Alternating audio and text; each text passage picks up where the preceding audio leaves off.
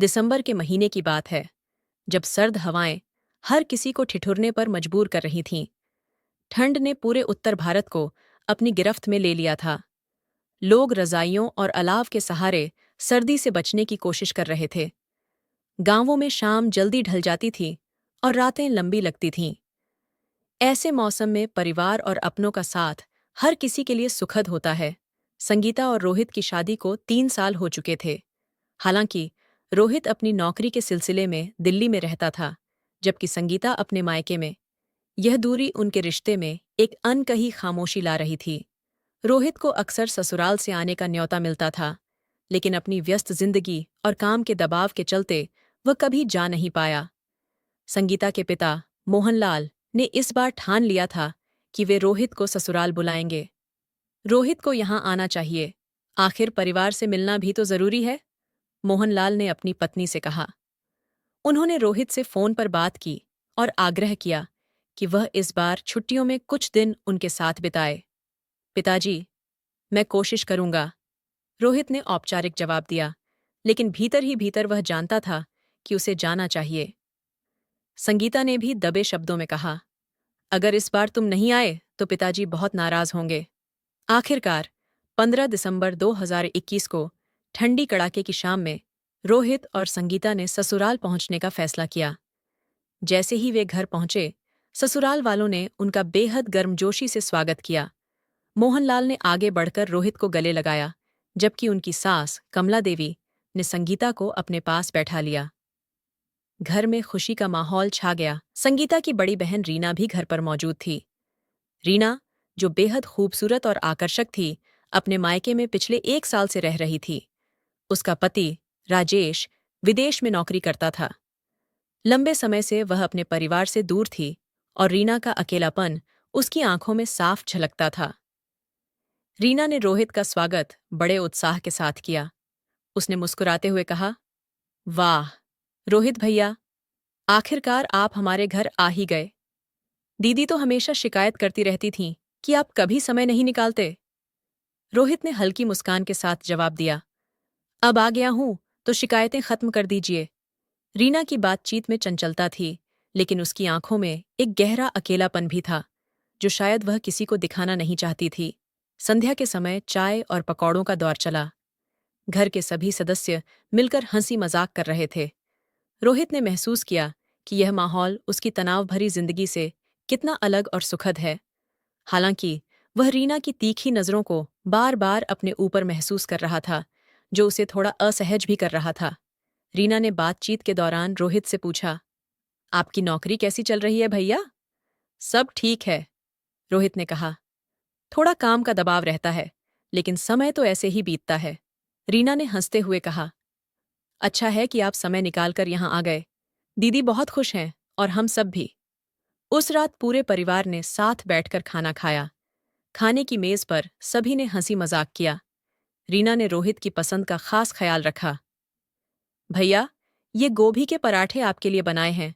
दीदी ने बताया था कि आपको ये बहुत पसंद है, रोहित ने मुस्कुराते हुए कहा। शुक्रिया रीना, सच में ये बहुत स्वादिष्ट हैं। रीना का यह व्यवहार संगीता को सामान्य लग रहा था, लेकिन रोहित को रीना का अत्यधिक ध्यान खटक रहा था। रात गहराती जा रही थी। ठंड इतनी बढ़ चुकी थी कि घर के सारे खिड़की दरवाजे बंद कर दिए गए थे।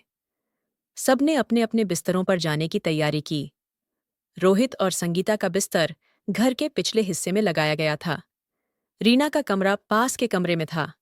रात के खाने के बाद ससुराल का माहौल थोड़ा शांत हो गया। परिवार के सभी सदस्य दिन भर की थकान के बाद सोने की तैयारी करने लगे। रोहित और संगीता अपने कमरे में चले गए। संगीता ने अलमारी से रोहित के लिए एक गर्म कंबल निकाला और कहा, इतनी ठंड में सोना मुश्किल होगा, ये लो, खुद को अच्छे से ढक लेना। रोहित मुस्कुरा दिया। इतनी चिंता कर रही हो, मुझे लग रहा है ससुराल आने का फैसला सही था।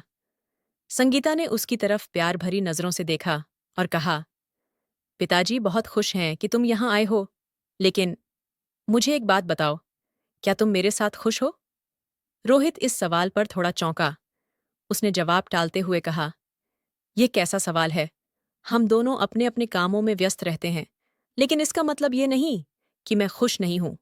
संगीता ने बात को वहीं छोड़ दिया। दूसरी ओर रीना अपने कमरे में बैठी सोच रही थी। पिछले 1 साल से वह मायके में थी। उसके पति ने विदेश में नौकरी कर ली थी और उसके बाद वह सिर्फ फोन और वीडियो कॉल के जरिए ही उससे जुड़ा हुआ था। रीना का अकेलापन अब उसे खलने लगा था। उसने सोचा, मैं इतनी अकेली क्यों हूं? रोहित भैया तो दीदी का कितना ख्याल रखते हैं। शायद मुझे भी ऐसा साथी चाहिए था। रीना के मन में यह विचार बार बार घूम रहा था। जब वह रोहित को देखती तो उसे लगता कि रोहित में वह सब है जो एक अच्छा पति होना चाहिए। सुबह होते ही रीना ने पूरे घर को व्यवस्थित करना शुरू कर दिया। वह झाड़ू लगाने से लेकर चाय बनाने तक हर काम में सबसे आगे थी। उसकी ऊर्जा देखकर रोहित ने कहा, रीना, तुम्हारी मेहनत देखकर लगता है कि तुम इस घर की जान हो। रीना ने हंसते हुए जवाब दिया, जान तो दीदी हैं, मैं तो बस उनकी परछाई हूं। संगीता, जो पास ही खड़ी थी, ये सुनकर हल्के से मुस्कुरा दी। लेकिन रीना के हावभाव और रोहित की तरफ उसकी लगातार बढ़ती रुचि को संगीता ने अनदेखा किया। चाय के दौरान रीना ने फिर रोहित से सवाल किया, भैया, आप तो बड़े बिजी रहते होंगे, दीदी से मिलने का समय भी नहीं निकाल पाते? रोहित ने कहा, हाँ, काम की वजह से थोड़ा मुश्किल हो जाता है, लेकिन मैं कोशिश करता हूं कि जब भी मौका मिले यहां आऊं। रीना ने शरारती अंदाज में कहा, दीदी की किस्मत अच्छी है। मुझे तो लगता है कि मुझे भी ऐसा पति मिलना चाहिए था। ये सुनकर रोहित थोड़े असहज हो गए। उन्होंने जवाब में कुछ नहीं कहा। दिन भर की गतिविधियों के बाद रात का समय हुआ। सब अपने अपने बिस्तर पर जाने लगे। रोहित और संगीता का कमरा पहले की तरह पिछले हिस्से में था, जबकि रीना का बिस्तर पास के कमरे में लगाया गया था। आधी रात को रोहित की नींद अचानक खुल गई। उसने देखा कि कमरे में हल्की आहट हो रही है। जब उसने ध्यान दिया तो रीना उसके कमरे के दरवाजे पर खड़ी थी। भैया, मैं अंदर आ सकती हूँ? रीना ने धीरे से पूछा। रोहित चौंक गया। इतनी रात को? सब ठीक है? उसने पूछा। रीना कमरे में आई और दरवाजा बंद कर दिया। उसने कहा, भैया, मुझे आपसे कुछ बात करनी है। रोहित थोड़े असहज हो गए। ऐसी कौन सी बात है जो सुबह नहीं हो सकती? रीना ने उसकी ओर देखते हुए कहा, भैया, मैं बहुत अकेली हूं। राजेश, भैया पिछले 1 साल से घर नहीं आए। मुझे लगता है मैं अब और सहन नहीं कर सकती। रोहित ने उसे समझाने की कोशिश की। रीना, यह सब तुम्हारे अकेलेपन की वजह से है, लेकिन यह सही नहीं है। तुम्हें खुद को मजबूत बनाना होगा। रीना ने उसकी बात अनसुनी कर दी और धीरे धीरे उसके करीब आने लगी, और वो दोनों संबंध बनाने लगती है।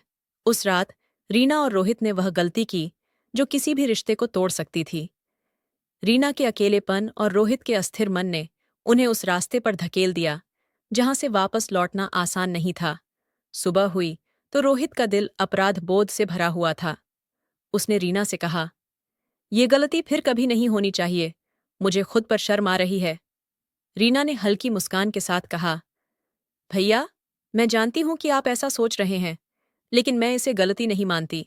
आपने मुझे वह सुकून दिया जिसकी मुझे तलाश थी। दिन बीतने के साथ संगीता ने महसूस किया कि रोहित और रीना के बीच कुछ अजीब सा है। रीना का रोहित के आसपास बार बार घूमना और रोहित का उससे कतराना, इन सब ने संगीता को सोचने पर मजबूर कर दिया।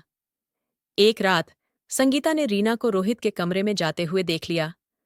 उसने पहले सोचा कि शायद वह किसी काम से गई होगी, लेकिन जब रीना कमरे से काफी देर तक बाहर नहीं निकली तो संगीता ने दरवाजा खटखटाया। दरवाजा खुलने पर उसने जो देखा, उसने उसे अंदर तक हिला दिया। जब संगीता ने दरवाजा खोला तो वह जो देख रही थी उस पर यकीन करना मुश्किल था।